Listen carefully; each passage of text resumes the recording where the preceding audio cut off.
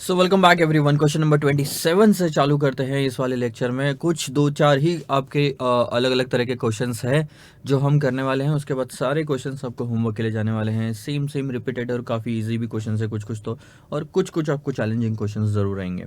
Mister A is thinking of buying shares of ₹500 each, face value of ₹100। 500 रुपये क्या है? Market price है उस शेयर्स की। 100 क्या है सर? फेस वैल्यू है जिसपे वो शेयर्स इशू, मतलब इशू नहीं, उस शेयर्स की फेस वैल्यू 100 है, लेकिन 500 रुपए है जिस प्राइस पे आप आज खरीद सकते हैं उस शेयर्स को। He is expecting a bonus at the ratio of 1:5। Mister A सोच रहे हैं कि हम एक कंपनी के शेयर खरीदते हैं जिसकी आज की प्राइस है 500 रुपए। 500 रुपए दो, शेयर ले लो। अब एक बार शेयर्स अगर हमने खरीद लिए तो एक्सपेक्ट कर रहे हैं कि बोनस इशू होगा। इस कंपनी द्वारा बोनस शेयर्स इशू किए जाएंगे ड्यूरिंग द 4th ईयर, और वो भी हर 5 शेयर के लिए एक शेयर बोनस मिलेगा। 1:5 का रेशियो, मतलब अगर आपने 5 शेयर खरीदे तो एक मिलेगा, 10 खरीदे तो 2 मिलेगा, 20 खरीदे तो 4 मिलेगा और एक खरीदा तो एक का 5वां हिस्सा यानी 0.20 शेयर्स मिलेगा। अब ये रियल लाइफ में तो सर डेसिमल में शेयर्स जाते नहीं, तो 0.20 कैसे मिलेगा? 0.20 सिर्फ कैलकुलेशन पर्पस के लिए अपन रखेंगे।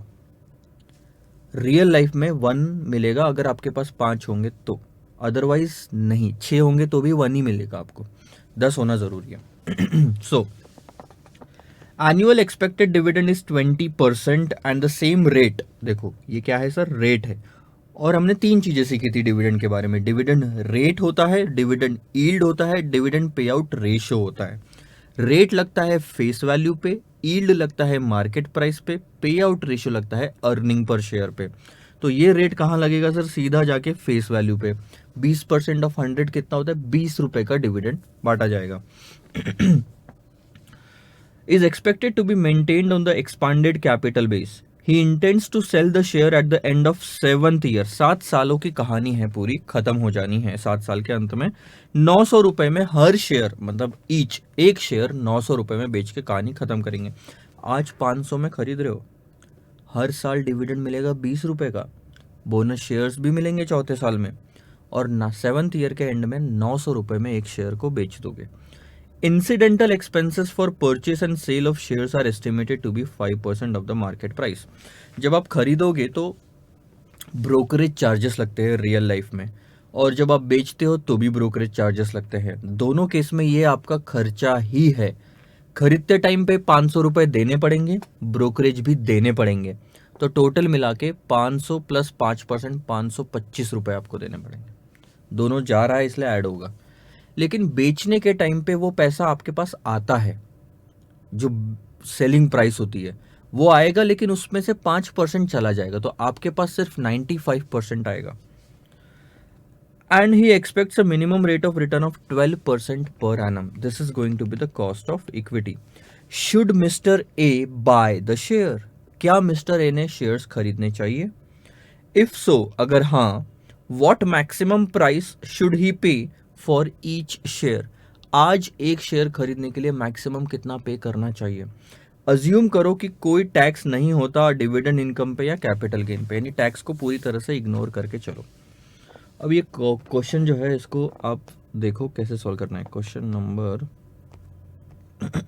27।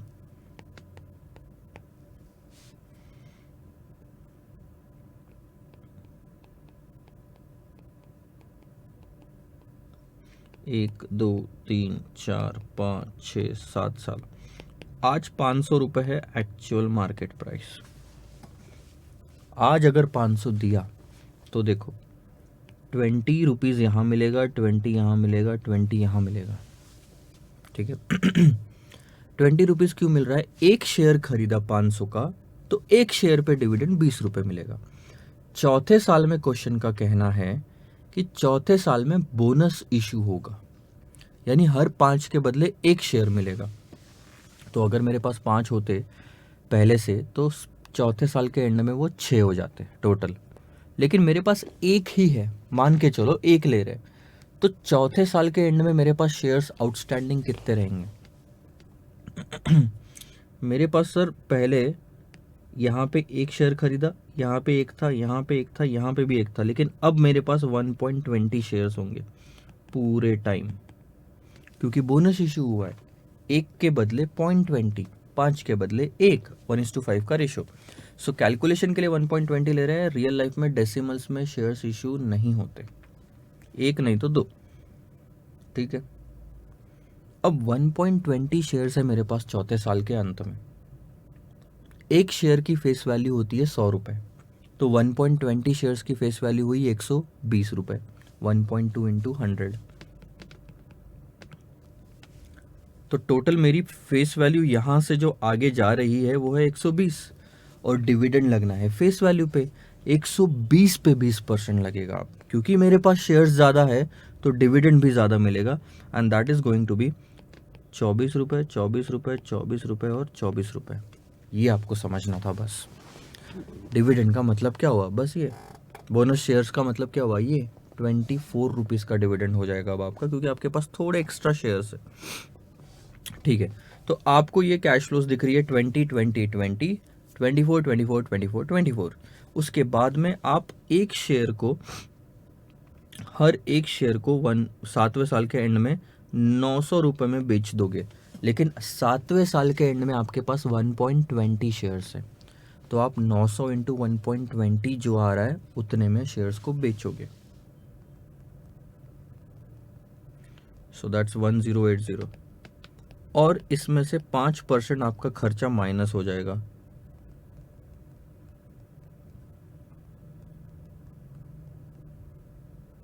सो दैट्स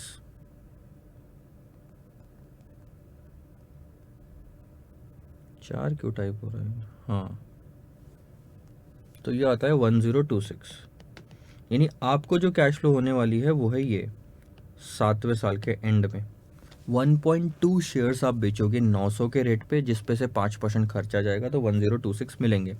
और आज आपको 500 का शेयर खरीदने के लिए 500 प्लस 5%, 525 रुपये देने पड़ेंगे, ठीक है।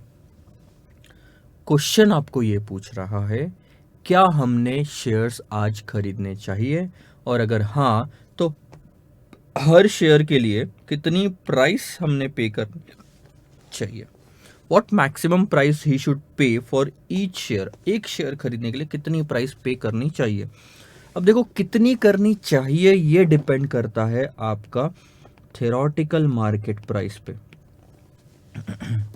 एक्चुअल तो 500 रुपये दिया हुआ है, थेरोटिकल सर निकाल लो, फिर कंपेयर करेंगे दोनों को, और फिर मैं बताऊंगा कि सर बाय करना चाहिए या नहीं करना चाहिए। लेकिन थेरोटिकल मार्केट प्राइस सर निकालेंगे कैसे, बहुत सिंपल। फ्यूचर में मिलने वाले जितने भी कैश फ्लोज है उन सब की प्रेजेंट वैल्यू निकाल लो। कैश फ्लोज है क्या सर हमारे पास में, है ना, 20 20 20, 24 24 24 24 और 1026 दिख रहा है वहां पे शेयर्स बेचने पे जो मिला। इन सबको डिस्काउंटिंग करने के लिए क्वेश्चन ने रेट भी दे दिया आपको 12% पर एनम, तो वो प्रेजेंट वैल्यू आ जाएगी। पहले वो निकाल लेते हैं और फिर आगे हम बात करेंगे।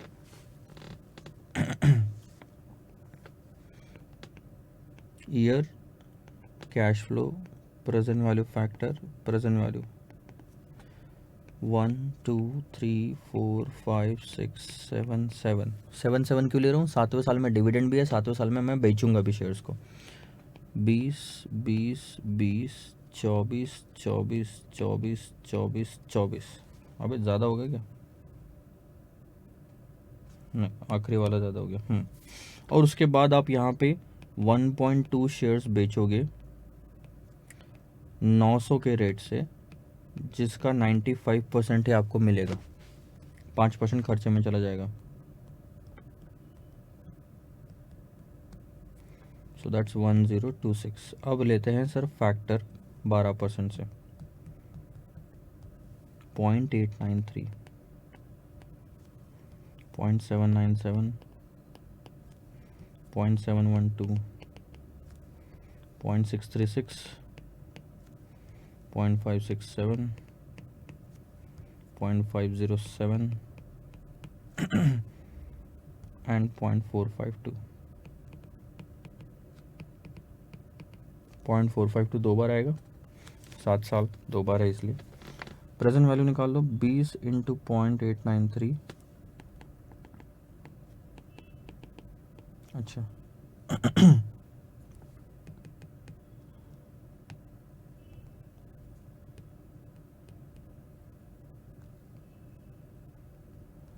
15.94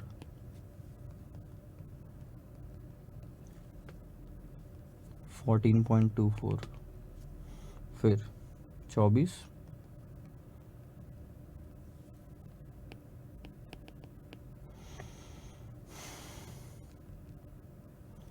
13.63 12.17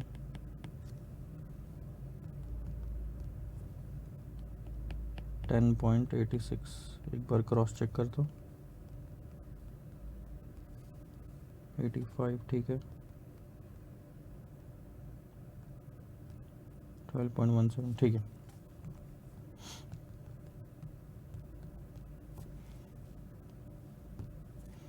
$463.75 टोटल कर लो।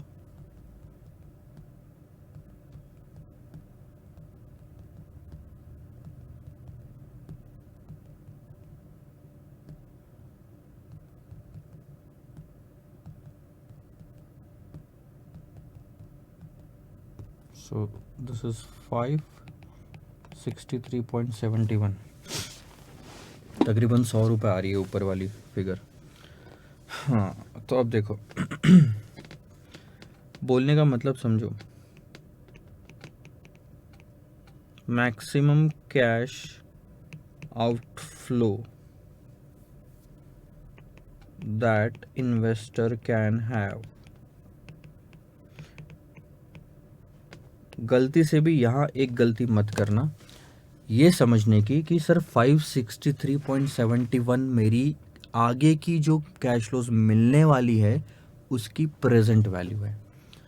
ये तो सही बात है, जो आगे कैश फ्लोज मिलने वाली है उसकी प्रेजेंट वैल्यू है 563.71, लेकिन 563.71 is not the maximum price that you should pay. The maximum price जो भी आप पे करोगे, जो भी शेयर की उस दिन प्राइस होगी, उसमें 5% के खर्चे इंक्लूड होंगे। ये जो 563.71 है is the maximum cash outflow that should happen from your pocket. यानी 100% की प्राइस प्लस 5% का खर्चा इंक्लूड करके आपके जेब से टोटल 105% निकलेगा कोई भी हालत में, ठीक है। तो ध्यान दो, शेयर की प्राइस जो है इसमें एक्सपेंसेस ऐड होंगे तो टोटल आउटफ्लो होगा आपके जेब से, ठीक है। कुछ पैसा जाएगा, 100 रुपए प्राइस रही तो 5% का खर्चा लग के 105 रुपए आपके जेब से जाएगा, ये बात समझो, ठीक है। क्वेश्चन आपको क्या पूछ रहा है, क्वेश्चन बोल रहा है कि मैक्सिमम प्राइस कितनी होनी चाहिए शेयर्स की जो मैंने पे करना है। मैंने पे करना है ना, जो भी प्राइस पे करूंगा, लेकिन उसके ऊपर और 5% लगेगा। मैक्सिमम प्राइस क्या होनी चाहिए, लेकिन हमने जो निकाला ये 563.71, ये क्या है सर? ये है कि मैक्सिमम आउटफ्लो कितना होना चाहिए हमारी जेब से, क्योंकि जितना भी आज जाएगा उसकी प्रेजेंट वैल्यू 563 है, जो फ्यूचर में जो मिलने वाला है उसकी प्रेजेंट वैल्यू 563 है, इससे ऊपर 1 रुपया भी नहीं मिलेगा, ठीक है। सो ध्यान दो, इसका मतलब क्या है, 563.71 includes the 5% expenses.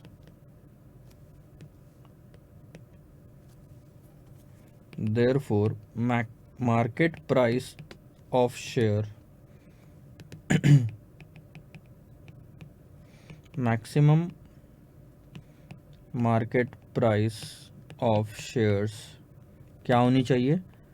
563.71 इज क्या है ये 563.71? 71 100% है, 5% है या 105% है?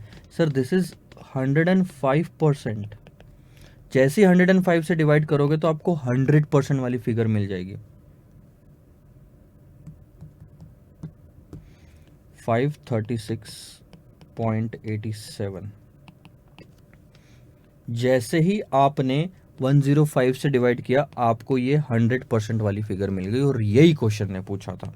सो आपका फाइनल आंसर आता है sir 536.87 that the investor should pay maximum for a particular share. अगर आप ये बोलते ना कि सर 563.71 मेरे शेयर्स की प्राइस होती, तो जब शेयर्स खरीदने जाते तो 563.71 पे खरीदते, प्लस उस पर 5% और देने पड़ते, तो आपका आउटफ्लो बढ़ जाता और नेगेटिव एनपीवी आता, क्योंकि आउटफ्लो बढ़ गया और कैश इनफ्लो आपका 563 पे ही रुका हुआ है। सो ये चीज़ समझो, पूरे कहानी में आपको ये पूछा गया है और निकाला आपने ऊपर में ये है टोटल आउटफ्लो, तो दोनों को रिप्लेस मत करना। 105% है ना, कुछ नहीं, डिस्काउंट डिवाइड कर दो, आपको 100% वाली फिगर पता चल जाएगी। क्वेश्चन मार्केट प्राइस के बारे में पूछ रहा है, so this is going to be the market price 536.87। ये थियोरेटिकल मार्केट प्राइस होनी चाहिए, ठीक है।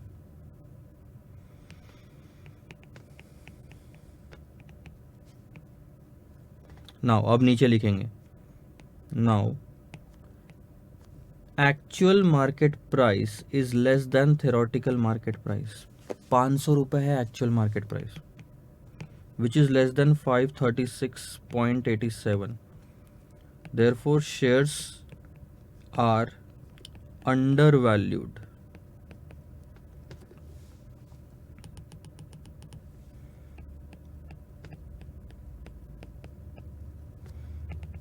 Mr. A should buy। हम बोल सकते हैं कि चलो यार सस्ता मिल रहा है तो खरीद लो, buy the shares, that's it. क्या दिक्कत है, इजी है कहानी।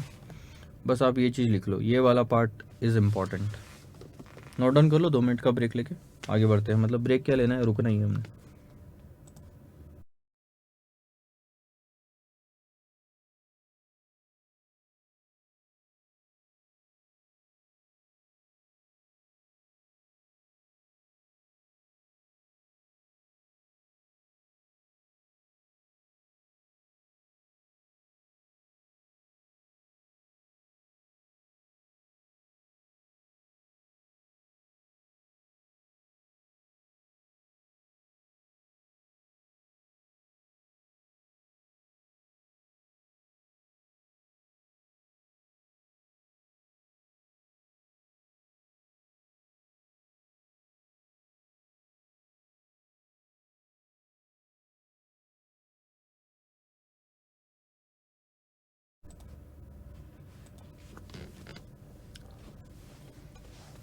देखिए सर आगे,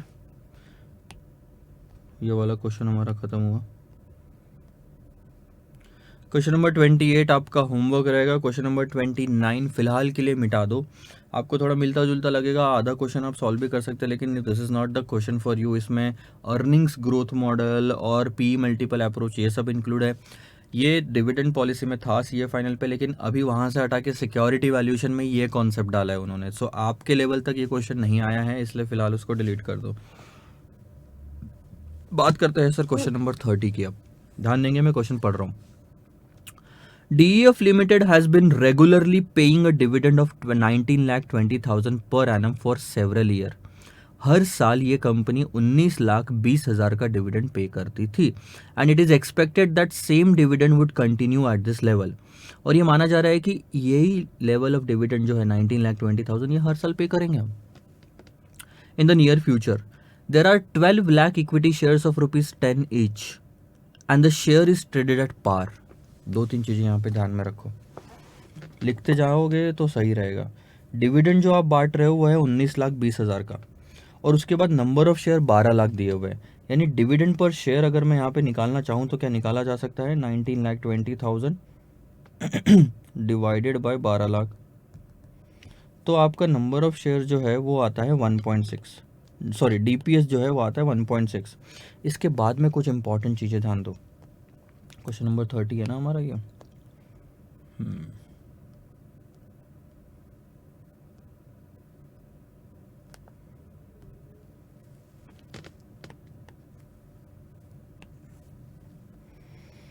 तो हमने डिविडेंड पर शेयर निकाल लिया, total dividend 19,20,000 divided by 12 lakh लेके, तो हमारा डिविडेंड पर शेयर कितना आ रहा था 1.6।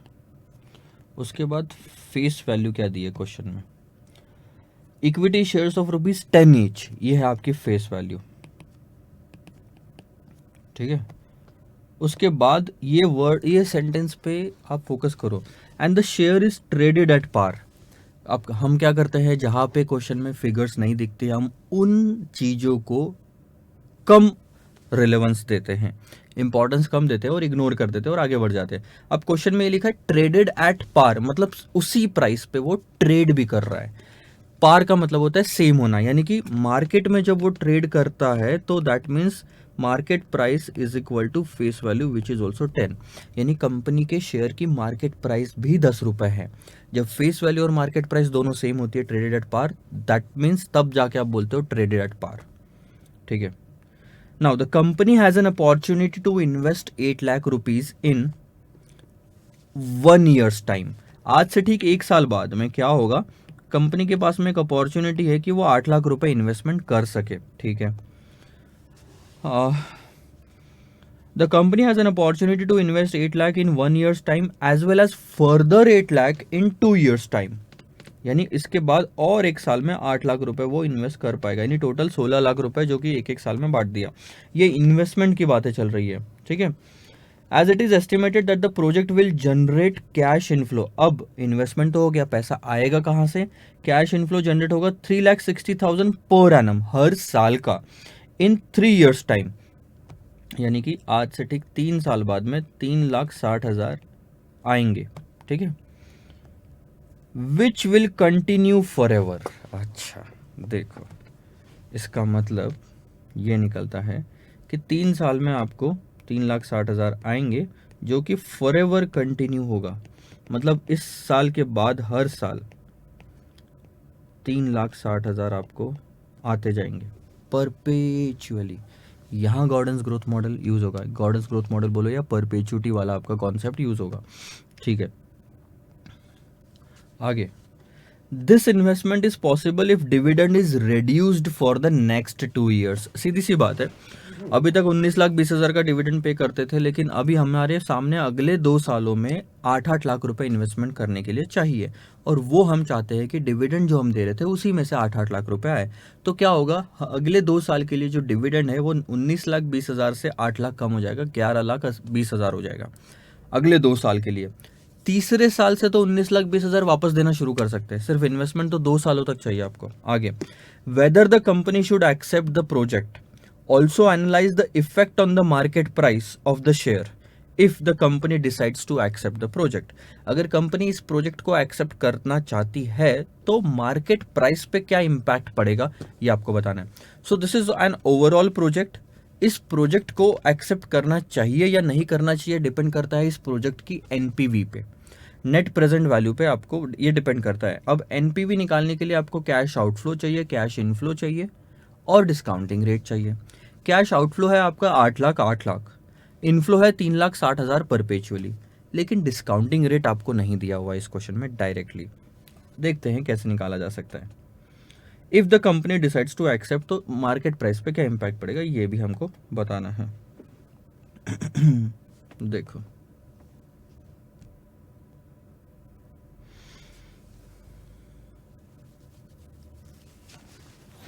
ग्रोथ वगैरह कुछ दिया हुआ नहीं है ना इन्होंने, ठीक है।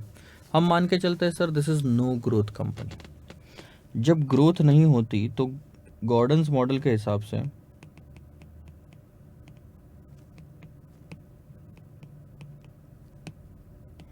मार्केट प्राइस कैसे निकालते हो, डिविडेंड डिवाइडेड बाय D1 लो या कुछ भी लो, divided by cost of equity. Growth है ही नहीं तो D1 और D0 एक ही बात हुई जब ग्रोथ नहीं है तो। अब मार्केट प्राइस आपके पास में है 10 रुपये, ट्रेडेड एट पार 10 रुपये, डिविडेंड है 1.6 और यहाँ पे cost of equity. So cost of equity कितनी आएगी सर, 16%। कितना आसान था। तो आपको समझ में आया क्यों वहाँ पे ट्रेडेड एट पार का रिलेवेंस था, क्योंकि मार्केट प्राइस उससे निकलती और उसी से आपकी कॉस्ट ऑफ इक्विटी निकलती थी, तो आपको अब डिस्काउंटिंग रेट मिल गया। अब दूसरा निकालेंगे सर प्रोजेक्ट के एनपीवी।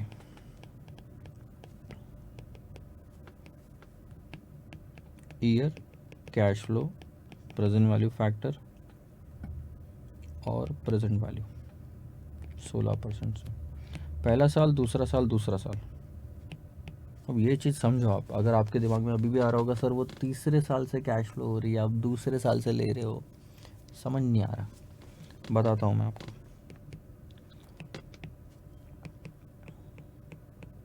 आठ लाख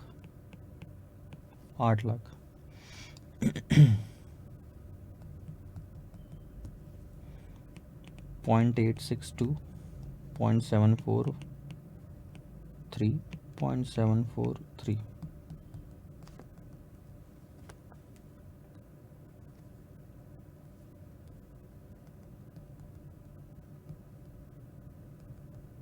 So 689, 600,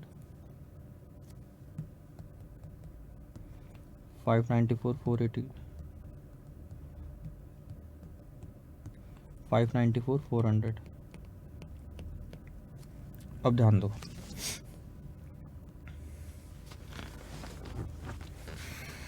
रफ में करके दिखाना पड़ेगा ना आपको, तो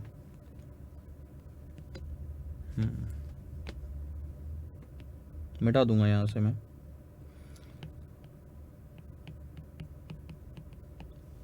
सिंपल सी बात बताता हूँ, आप यहाँ पे कुछ इन्वेस्टमेंट करो, मार्केट प्राइस 0, इन्वेस्टमेंट किया, ये इन्वेस्टमेंट किया 100 रुपये का बैंक में मान लो, जिस पे आप 10% कमाने वाले हो हर साल परपेचुअली। बताओ आज इन्वेस्टमेंट किया तो आज ही इंटरेस्ट मिलता है क्या? नहीं ना। आप आज इन्वेस्टमेंट करोगे तो आज से ठीक 1 साल बाद आपको कैश फ्लो होना शुरू होगी। आज इन्वेस्टमेंट करोगे तो आज से ठीक 1 साल बाद आपको कैश फ्लोज होना शुरू होगी। तो 10 रुपए जो पहले मिलेंगे वो यहाँ मिलेंगे, फिर यहाँ मिलेंगे, फिर यहाँ, फिर यहाँ, फिर यहाँ, ठीक है। अब सेम लेवल पे हमको 3,60,000 हर साल मिल रहे हैं। 3,60,000, 3,60,000, 3,60,000, 3,60,000, 3,60,000। बताओ इन 3,60,000 की प्रेजेंट वैल्यू जब मैं निकालूंगा तो क्या वो यहां की होगी क्या, या यहां की होगी? 0 की।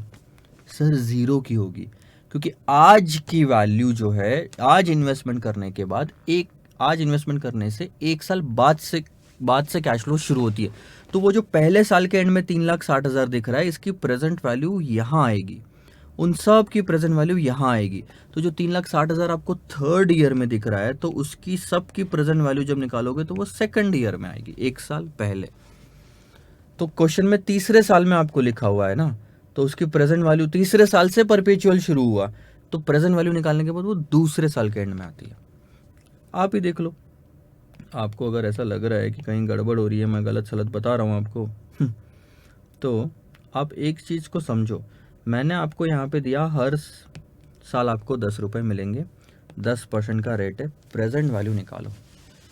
अब इन सब की प्रेजेंट वैल्यू निकालोगे तो वो कहाँ आएगी ये सब बताओ, सिर्फ इतना बताओ, क्या यहाँ आएगी फर्स्ट ईयर के एंड में? नहीं सर, हम डिस्काउंटिंग यहाँ से लेंगे ना, यहाँ आएगी MP0, 1 साल पहले। Same topic applies here also in our question.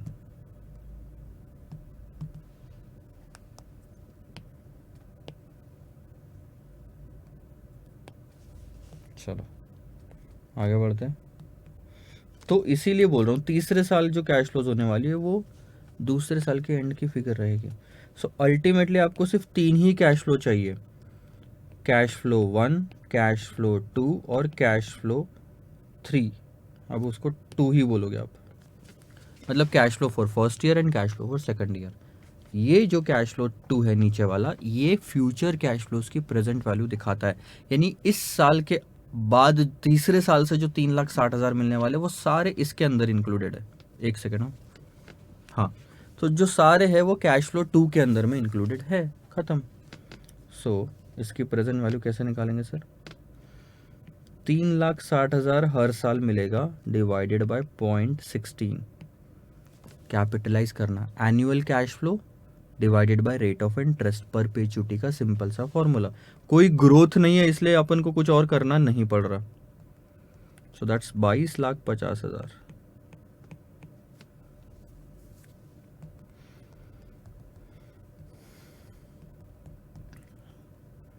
1671,750।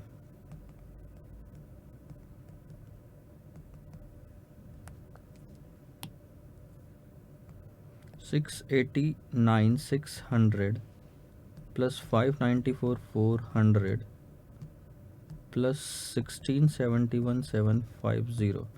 So this is 387,750। और क्योंकि एनपीवी आपकी पॉजिटिव आ रही है,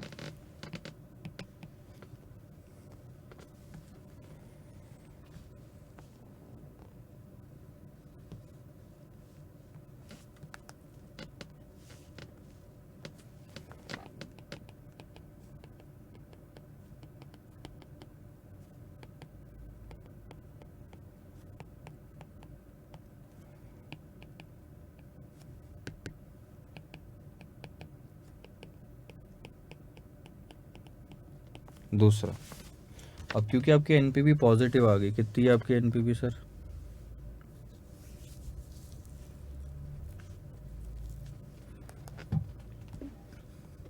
387,750 आपकी एनपीवी है। ये क्या है सर? नेट प्रेजेंट वैल्यू है। ये फ़ायदा है कंपनी को जो एक्स्ट्रा हो रहा है, और कंपनी को अगर एक्स्ट्रा फ़ायदा हो रहा है तो टोटल कंपनी की वैल्यू जो है 3,87,750 से बढ़ जाएगी। लेकिन क्वेश्चन पूछ रहा है मार्केट प्राइस पर शेयर पे कितना इम्पैक्ट पड़ेगा। Therefore market price will increase by 387,750 का टोटल बेनिफिट, और एक शेयर टोटल कंपनी पे बेनिफिट, और कंपनी में 12 लाख शेयर है। एक शेयर के लिए निकालना है तो 12 लाख से मैं डिवाइड कर दूंगा, आपको मिलेगा 0.3231। 32 पैसे का फर्क पड़ेगा, शेयर की प्राइस 32 पैसे से इंक्रीज हो जाएगी। That's it, this is the end.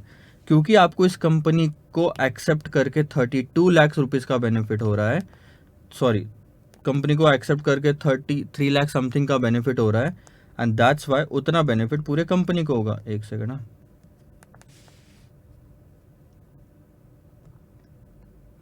उतना बेनिफिट पूरे कंपनी को होगा 3,87,750 का। पर शेयर पूछा है इसलिए पर शेयर बेनिफिट बता दिया। पर शेयर बेनिफिट मतलब मार्केट प्राइस उतने से बढ़ेगी। सो this is the end of this question. आप ये आखिरी वाला लिख लो, फिर हम आगे बढ़ते हैं।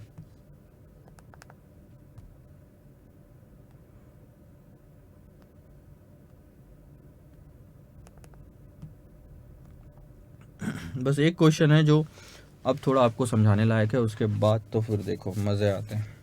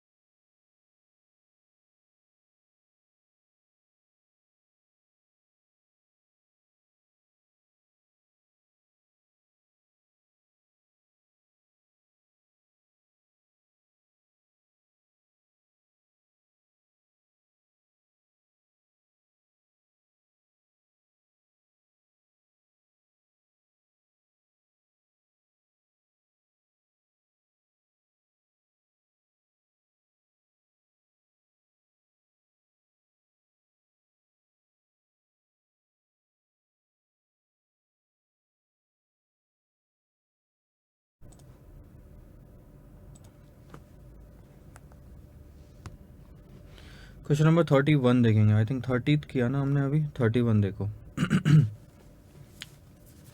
इन दिसंबर 2011 एबी कंपनी का शेयर बेचा गया था 146 पर शेयर पे। A long term earning growth rate of 7.5% is anticipated. AB company expect करती है टू पे अ डिविडेंड ऑफ 3.36 पर शेयर। कुछ चीजें जो इंपॉर्टेंट है, 146 क्या है सर, मार्केट प्राइस, 7.5% क्या है सर, ग्रोथ, और 3.36 क्या है सर, डिविडेंड। लेकिन इतना काफी नहीं है, D0 है या D1 है, ये डिपेंड करता है क्वेश्चन में दिए गए वर्ड से। एक्सपेक्टेड टू पे, ये है D1। What rate of return on investor can expect, क्या निकालना है, cost of equity. Assuming the dividends are expected to grow along with earnings at 7.5% per year in perpetuity। बहुत ही सिंपल सा आंसर है क्वेश्चन नंबर 31 के part 1 का। Second में आएगी मजा। Market price is equal to D0 नहीं लेंगे क्योंकि एक्सपेक्टेड लिखा था, D1 divided by cost of equity minus growth. इसमें ग्रोथ इंक्लूडेड है इसलिए एक्सपेक्टेड है। D1 is 3.36, cost of equity निकालना है, 146 प्राइस दी है और ग्रोथ दिया है 7.5%, 7.5%। अगर आप अब इस क्वेश्चन को सॉल्व करने जाओगे तो cost of equity will be 3.36 divided by 146 plus 0.075 multiplied by 100। So this is going to be 9.80%, 9.80। ये है आपका कॉस्ट ऑफ इक्विटी। इतना इन्वेस्टर ने कम से कम एक्सपेक्ट करना चाहिए, जो मार्केट में प्राइस दी है, ग्रोथ रेट एक्सपेक्टेड है और डिविडेंड मिलने वाला है। कम से कम 9.80% will be the required rate of return of the investor from this company. पहला पार्ट काफी आसान था। दूसरा पार्ट देखो जो अब आपको दिमाग लगाने पे मजबूर करेगा, और आप बिना मेरी मदद के अगर इसको सॉल्व करके दिखा दो तो भैया एफएम से आपको कोई नहीं, मतलब एफएम में आपको कोई फेल नहीं कर सकता फिर। It is expected that AB company will earn about 10% on the book equity. क्या कहा है कि कंपनी अर्न करेगी 10% ऑन द बुक इक्विटी। ये हो गया कंपनी का रिटर्न ऑन इन्वेस्टमेंट, कंपनी कमाएगी। And shall retain 60% of the earnings, यानी कि रिटेंशन रेशियो हो गया 60%। In this case whether there would be any change in the growth rate and cost of equity. क्या अब बताओ ग्रोथ रेट और cost of equity में कुछ बदलाव आते हैं? यस सर, बदलाव आएंगे। देखो कैसे। Growth rate, retention ratio into return on investment, ये होता है हमारा ग्रोथ रेट। अच्छा छोड़ो ये सब, मैं क्या बोल रहा हूं ये बाद में निकालेंगे। क्वेश्चन क्या पूछा कि ग्रोथ रेट में और कॉस्ट ऑफ इक्विटी में कुछ बदलाव आए क्या? बदलाव आए इसका मतलब दो चीजें पता होना, पुराना ग्रोथ रेट, नया ग्रोथ रेट, दोनों को कंपेयर करके बताओगे कि चेंज आया या नहीं आया। नया पुराना कॉस्ट ऑफ इक्विटी, नया कॉस्ट ऑफ इक्विटी, दोनों को कंपेयर करके बताओगे कि चेंज आया या नहीं आया। सो सबसे पहले ओल्ड ग्रोथ रेट जो है वो ले लो, वो क्वेश्चन में दिया है 7.5%। नया ग्रोथ रेट निकालो जिसका फॉर्मूला होता है sir retention ratio into return on investment. ये तो आपको पता है। रिटेंशन क्वेश्चन में लिखा है 60%, रिटर्न ऑन इन्वेस्टमेंट लिखा है 10%। तो नया ग्रोथ रेट कितना हो गया आपका? 6%। तो yes there is a change in the growth rate. अब बेसिकली क्वेश्चन ऐसा है कि आपको लग रहा होगा यहाँ पे सेंटेंस लिखना पड़ेगा, yes there is a change in growth rate. नहीं, वो नया ग्रोथ रेट निकालने ही बोल रहे थे, मान के चलता हूँ। अगर आपको सेंटेंस भी लिखना है यहाँ पे तो आप सेंटेंस लिख लो, yes the growth rate has changed. तो देखो नया ग्रोथ रेट आ गया आपका 6% का। अब कॉस्ट ऑफ इक्विटी में कुछ बदलाव आया क्या, ये पता करना है, और ये इतना आसान नहीं है। कॉस्ट ऑफ इक्विटी में कुछ बदलाव आएगा ये पता करने के लिए आप क्या करोगे, मैं बताता हूँ आपको। Market price D1, cost of equity minus growth, 146, 3.36 cost of equity निकालोगे और नया ग्रोथ रेट रख दोगे 6% का। इससे कॉस्ट ऑफ इक्विटी बदल जाएगी, क्योंकि तब 7.5 रखा था तो कुछ और आई थी, के अब 6% रखा तो कुछ और आएगी। एक तरह का सिंपल आंसर है, लेकिन इतना आसान नहीं है।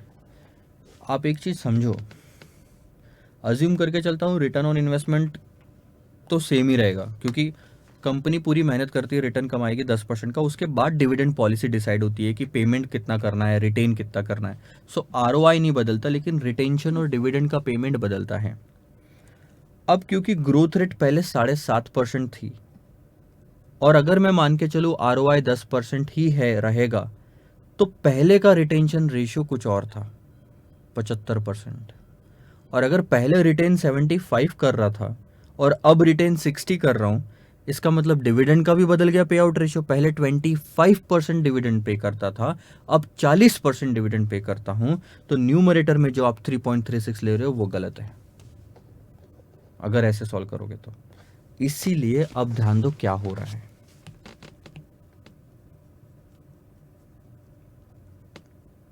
यही फॉर्मूले इस्तेमाल करेंगे, यही वाला। चलो वापस लिखता हूँ, ठीक है। ओल्ड कॉस्ट ऑफ इक्विटी थी आपकी, कितनी आ रही थी यहाँ पे, 9.80%। यही फॉर्मूला इस्तेमाल करेंगे, लेकिन थोड़ा संभल के। न्यू कॉस्ट ऑफ इक्विटी, अब ये आप न्यू कॉस्ट ऑफ इक्विटी निकालोगे सर,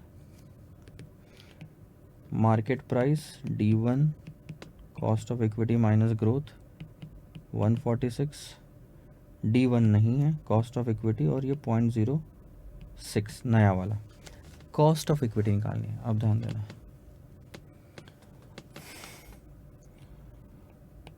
ओल्ड ग्रोथ रेट थी आपकी 6%, सॉरी 7.5%, तो मैं उसको 0.075 लिखता हूँ। This is nothing but retention ratio into return on investment, which becomes 7.5%। Return on investment 10% मान के चलो,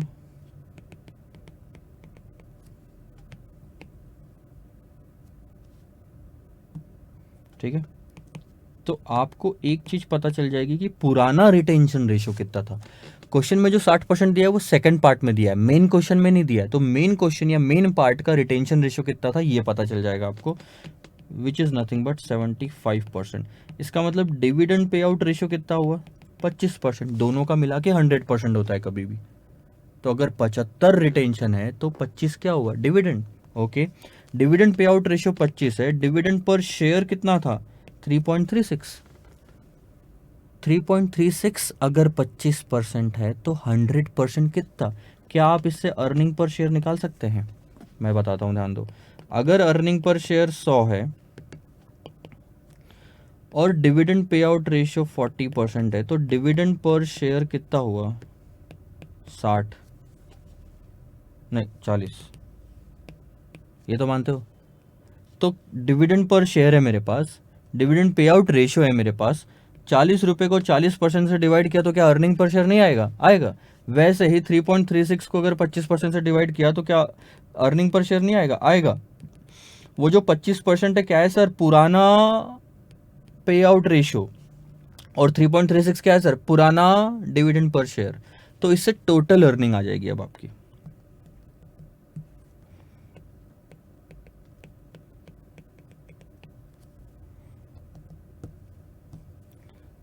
₹13.44। अब यहां पे लो, न्यू रिटेंशन रेशियो कितना था, 60%। अब नए फिगर्स में जा रहे हैं हम, पहले पुराने फिगर्स तक आए और फिर नए फिगर्स में जा रहे हैं। अब न्यू रिटेंशन रेशियो 60, तो डिविडेंड पे आउट रेशियो नया वाला कितना रहेगा,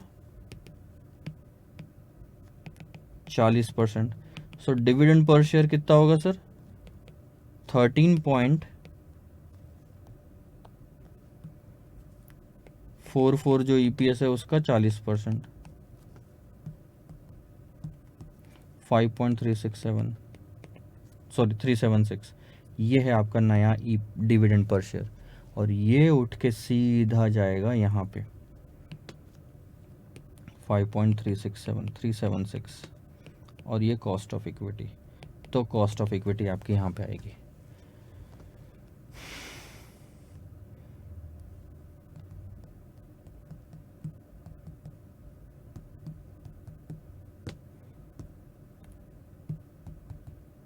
$9.68।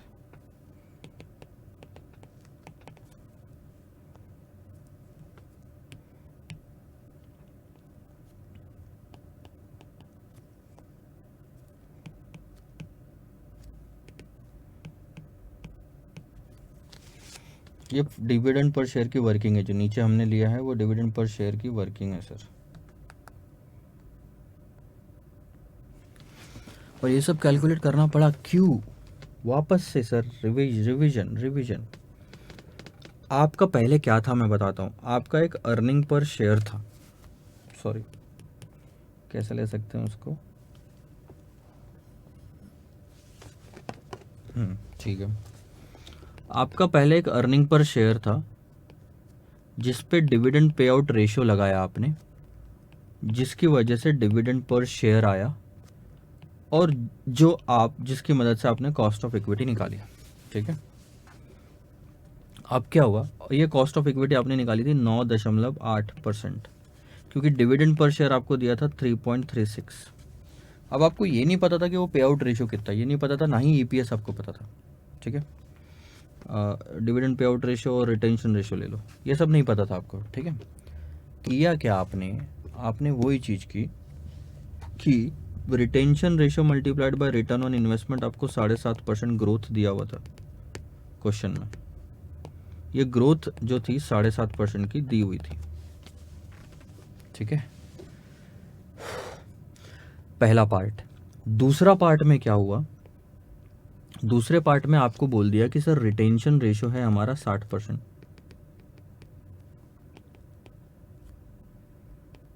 रिटेंशन रेशियो है सर हमारा 60%, और आपको दे दिया आरओआई 10%, जिससे आपने ग्रोथ निकाल ली वो आई 6% की, ठीक है।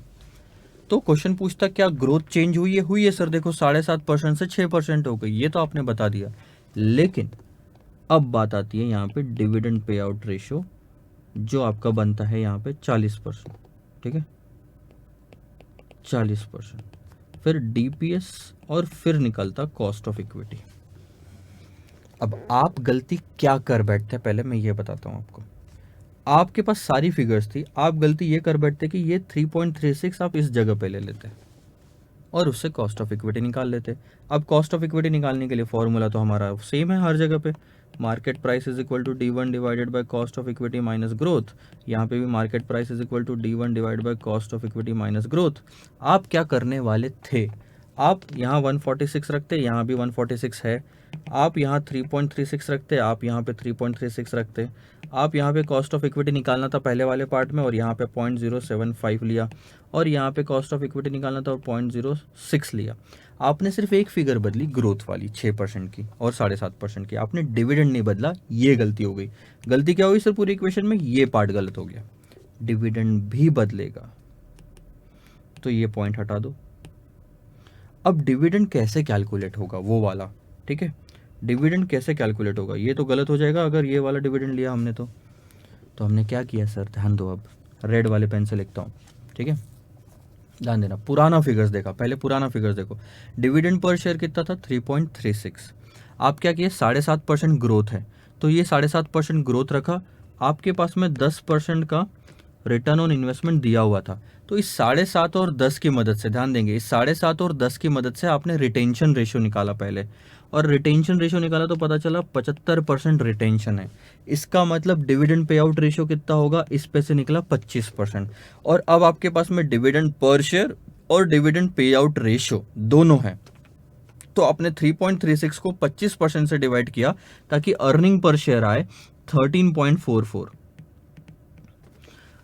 आपकी दोनों सिचुएशन, जो इधर उधर की दोनों सिचुएशन है, उसमें सिर्फ रेशियो बदल रहा है, पे आउट रेशियो, रिटेंशन अलग और आपका डिविडेंड अलग। उससे अर्निंग्स पे तो वैसे भी फर्क नहीं पड़ने वाला, कितना भी आप परसेंटेज बदलो, 2 ही क्यों 10 लेके आ जाओ लाइन में, अर्निंग्स हमेशा सेम रहती है। तो अर्निंग्स हमने सेम रखी 13.44। अब उधर साइड जाओ, अब उधर साइड गए हम, तो हमको क्या पता चलता है सर, 60% अगर रिटेंशन है तो डिविडेंड पे आउट रेशियो 40% होना चाहिए, तो 13.44 का 40% हमने निकाला, जो कि आया 5.376, और ये सही फिगर है कॉस्ट ऑफ इक्विटी निकालने के लिए। आप जो कर रहे थे वो 3.36 को ले रहे थे, वो गलत हो जाता। बस यही है पूरी की पूरी कहानी। So just note down this answer. 2 minute लेते हैं।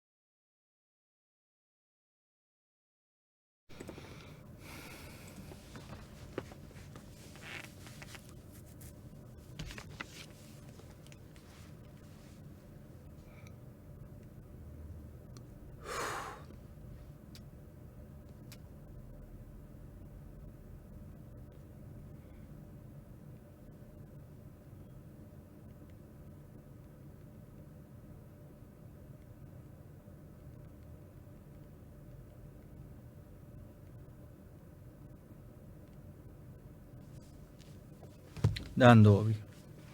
हो गया क्वेश्चन, समझ में आया? ऐसे कॉन्सेप्ट यूज करने पड़ते हैं sir. Question number 32, 33 homework. 34, 35, 36, 36 Modigliani Miller पे है। दिस इज ऑन वॉल्टर्स, लिख के रख लो लगे तो। This is MM hypothesis, this is Gordon's growth model. Homework Rahim वाला क्वेश्चन मैं बताता हूँ कौन सा है। अभी अभी हमने देखा है ये, बस इंस्टीट्यूट ने 2 बार पूछा था। ये जो क्वेश्चन नंबर 30 देखा ना हमने, सेम टू सेम ये रहीम वाला क्वेश्चन है। सो ये भी होमवर्क है।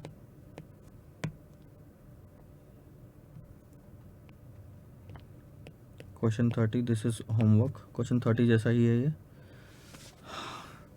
ये भी बताता हूँ मैं कौन सा क्वेश्चन है। ये भी हमने देखा है, लास्ट वाले लेक्चर में देखा आई थिंक। ये जो जूमो एंड कंपनी था, question number 26, same to same. Figures थोड़ा बहुत ऊपर नीचे होगा। Question number 26 homework.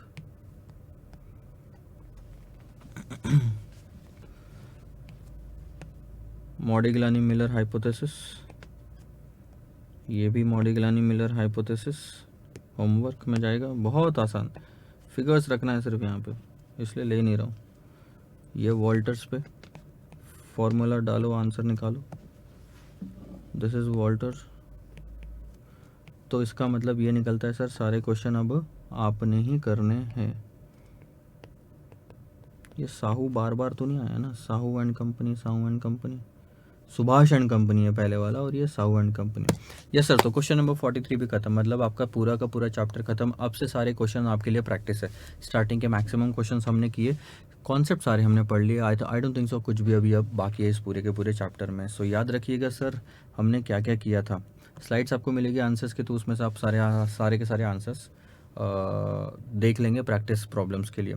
डिविडेंड देखा क्या होता है, फॉर्म्स ऑफ डिविडेंड देखा कि कैश और स्टॉक में होता है। उसके बाद में वेरियस डिविडेंड पॉलिसीज़ हमने देखी, जिसमें हमने देखा कि constant dividend per share, constant percentage of earnings, और हो सकता है कि स्मॉल कांस्टेंट DPS या मिक्स करके एक्स्ट्रा दे रहा हूँ।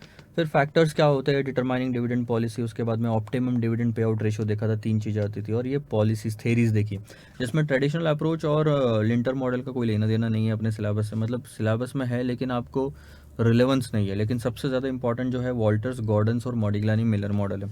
आगे जाके जब आप CA फाइनल पे आओगे तो SFM में आपको गॉर्डन्स मॉडल ज़्यादा यूज़ करने मिलेगा। मॉडिग्लानी और वॉल्टर ना के बराबर, एक हाथ क्वेश्चन कभी आया तो आया, नहीं तो वो भी नहीं आएगा। और फिर डिविडेंड डिस्काउंट मॉडल क्या होता है सर? डिविडेंड डिस्काउंट मॉडल में कोई फॉर्मूला नहीं है। इसका मतलब होता है कि फ्यूचर कैश फ्लोज की प्रेजेंट वैल्यू जो आप निकालते हो, that is nothing but the market price होनी चाहिए। एक्चुअल में कुछ और होगी, थियोरटिकल निकालते हैं हम सिर्फ इन सारी थेरीज से। सो this is all about the dividend decision chapter. One more chapter is left, that is working capital management. Next lecture से वो शुरू करते हैं।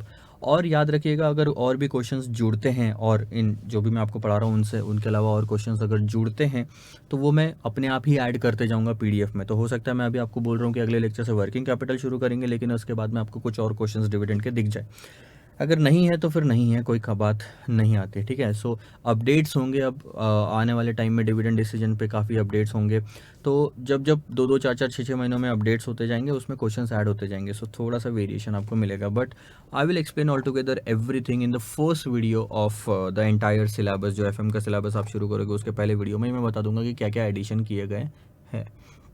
अदरवाइज़ कोई दिक्कत नहीं है, आप चलने दो। मैक्सिमम क्वेश्चंस कवर हो रहे हैं अपने यहाँ पे, और मैं बता रहा हूँ बहुत ही ज़्यादा क्वेश्चंस हम कवर कर रहे हैं, इसलिए आपको प्रैक्टिस के लिए भी बहुत सारे क्वेश्चंस मिलते हैं। सो इसके अलावा और कहीं कुछ देखने की ज़रूरत नहीं पड़ती। इंस्टीट्यूट का प्रैक्टिस मैनुअल ज़रूर करिए, इंपॉर्टेंट होता है। क्वेश्चंस सारे के सारे ऑलमोस्ट मैच करेंगे ही करेंगे आपके, फिर भी एक कॉन्फिडेंस आना चाहिए। तो इंस्टीट्यूट का material is the most important material. उसके बाद अगर अपनी क्लासेस आप कर रहे हो, अपने नोट्स अगर आप देख रहे हो, तो उसके अलावा कहीं जाने की ज़रूरत नहीं है, बिकॉज बहुत सारी चीज़ें इसके अंदर में इंक्लूडेड है, और थेरी भी हमने बहुत अच्छे से कवर की है। So stay connected and stay excited. We are going to meet in the next chapter soon. Bye bye.